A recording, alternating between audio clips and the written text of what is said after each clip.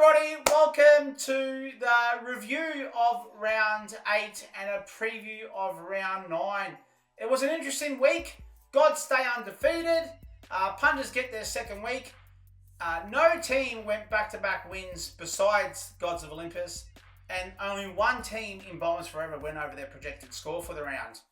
So, without further ado, let's get into it.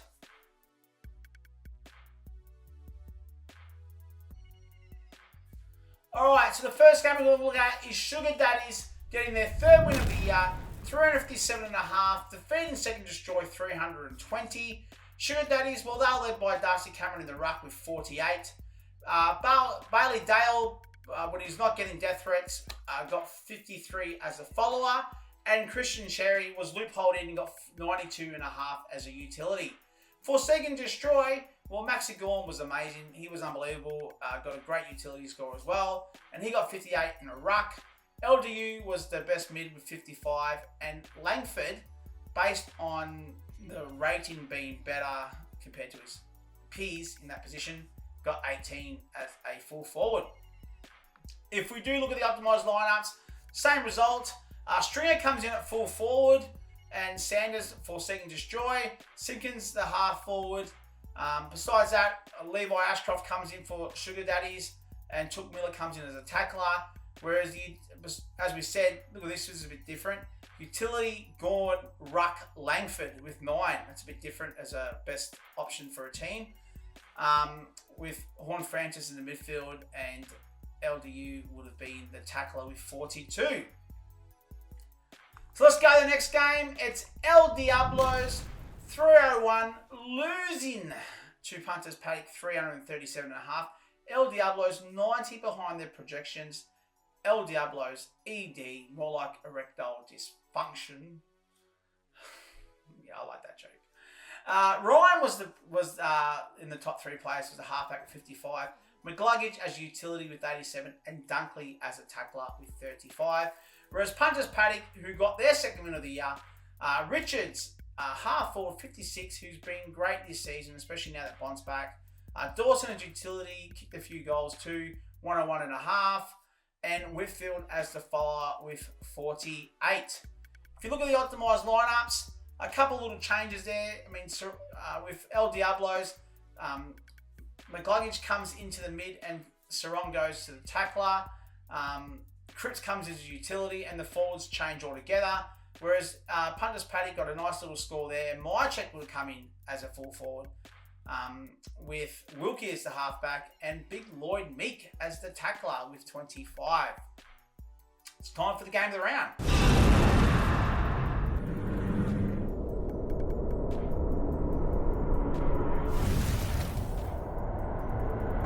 Alright, so it is the game of the round. It is Rangers Anonymous 337 defeating Falcons, who they get their second loss in a row, 322. Both teams now 4-4.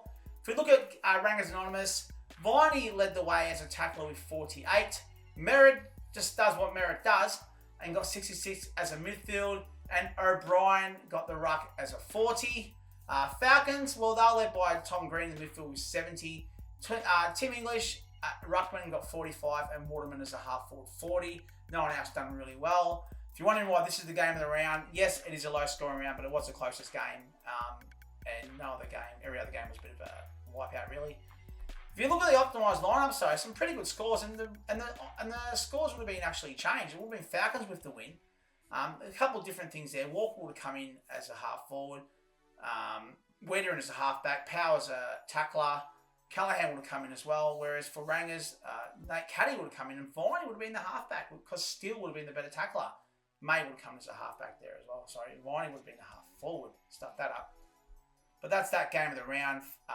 Rangers 337, defeating Falcons 322.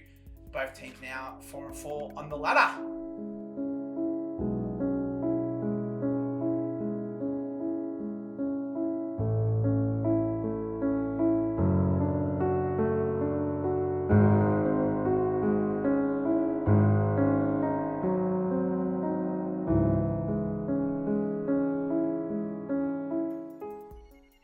Look at the next game. It is the Gods Olympus, 8-0.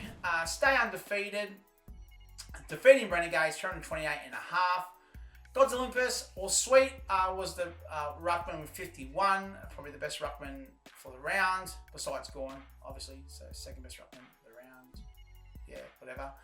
Dacos comes in the mid, Josh Dacos that is. And Atkins does what he does. Tackler got 43. For Renegades, Rankin would have been the half forward with 50. Smith in the midfield with 64. And Sicily as the halfback with 54. And sorry, Smith would have got 64, not 54. Optimised lineups, same result, but Hewitt would have come in at full forward and Naz would have been the half forward. Warner comes in at utility and Oscar Allen as the halfback with 55 is a bit interesting. Hugo Garcia as a tackler after he got his bake last week. For Renegades, Heaney comes in there. Sicily goes to utility with 83 because Warren would have been the halfback with 54. And Durham comes into the midfield because Bailey Smith would have gone as the follower. Go to the last game of the round. Bombers forever, 409.5. Only team to get over 400 for the round, I believe. Yeah, that's correct. And the only team to get above their projected score.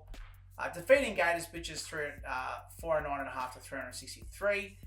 Bombers forever, they were led well by McRae, who was loopholed in, got 121.5. Had an all-round good game, would have been good in any positions, to be honest, besides a full forward probably. And he got a rating of 5, according to mixed ratings. Ashcroft got the Ashcroft medal. He also got a rating of 5, but he got 62 as a follower. And Bontempelli, last 2 years I've just cheated him on. This year I was cursing those cheap goals he got. As a half forward, got 45. They weren't cheap. He worked hard for him. Anyway, as for Gators bitches, Butters, what a waste of a loop because I play him tackler every week and I just put him back in the tackler spot. He got 44. Zorko as the halfback with 55 and Kerno as the full forward with 29. Optimised lineups, same results. Western Bulldogs boys would have been the full forwards with Norden and Bontempelli. Rochelle comes in at the half forward for Bombers forever. And the midfielders would have swapped positions. And Roberts, who once again appears in the best team.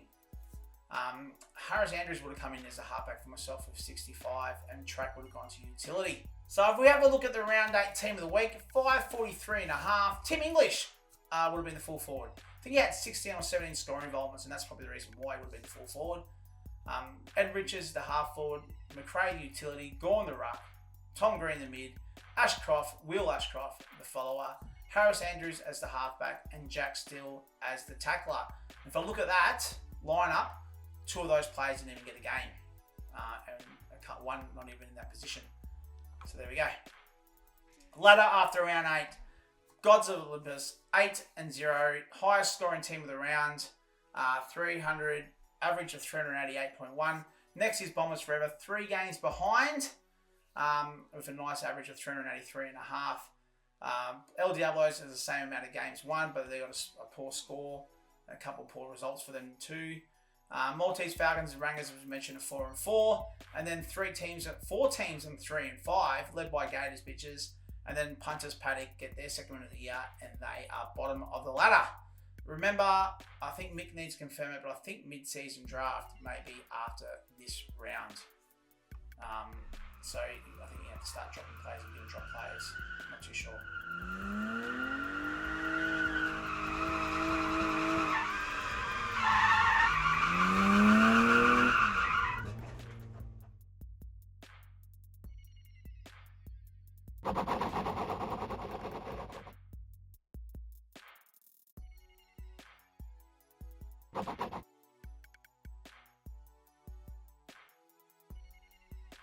Let's look at this round, and it is round 9.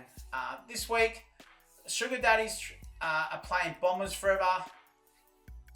Maltese Falcons play El Diablo. Gators bitches in the Para Derby play Gods of Olympus. So unfortunately, Gods of Olympus are not going to run the table and are going to go 8-1 after this week. Second Destroy play Rangers Anonymous, and Punters Paddock play Renegades. Second Destroy, well, let's have a quick look at new injuries or who's available, possible loopholes.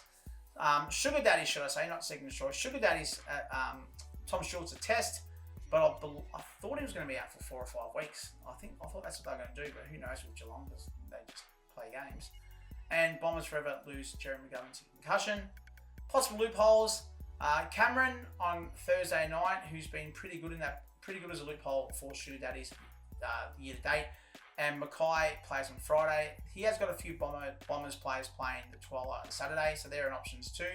But probably will go Darcy Cameron. McRae once again is in that position for Bombers forever and is a good loophole option considering he plays Friday. Look at Maltese Falcons. Well, Matt Crouch wasn't on the injury report last week and he missed out. And this week he's on it. 4 to 6 weeks he is out for. Whereas for ED, erectile dysfunction, because that's how your team's played the last couple of weeks. El Diablos, Eamon and Briggs are both a test. What do we got? Well, unless Maltese Falcons go Jackson on Thursday night, he probably will go his Blue Boys on Friday. Hewitt and Walsh have worked well for him as loophole players so far this season. And he'd probably revert back to that wide change, something that's been doing well. For El Diablos, Cripps is in place, and he does look like the best option as a loophole who plays Friday night. For the derby, it's Gators, Bitches, and Gods of Olympus. Hinge is back for Gators, Bitches, otherwise no new injuries. Gods of Olympus have lost Lawson Humphries to concussion. Loophole options. Gators, they may go Houston Thursday. Otherwise, there's a few other options on Saturday with the Hawks playing the Ds. Gods, they've got a plethora of choices. They've got Thursday night Brayshaw and Dacos and even Membry. Friday night, they've got Marshall, Naz, and Garcia. So they've got a few options to choose from as a loophole. And knowing Mick, he'll pick one and then whinge about it, saying he chose the wrong one.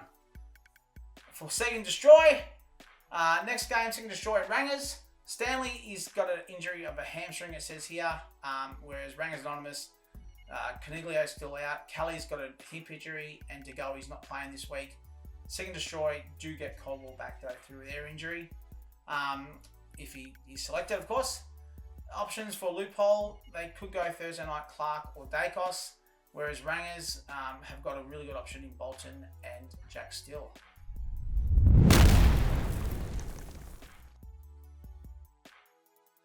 Final game, Punters Paddock versus Renegades. Now, besides Punters Paddock saying they're not going to, Salem's dead to him, he's not going to play Salem anymore. New injuries are Bedford is a test, and Myercheck, he's got injury, and Ridley has done his hammy. Whereas for Renegade, Young is a long-term injury, so he's out.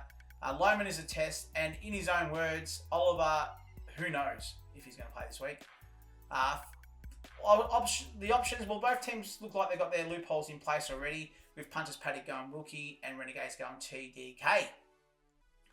Quick look at this week's games. Thursday night, it is Dockers versus the Pies.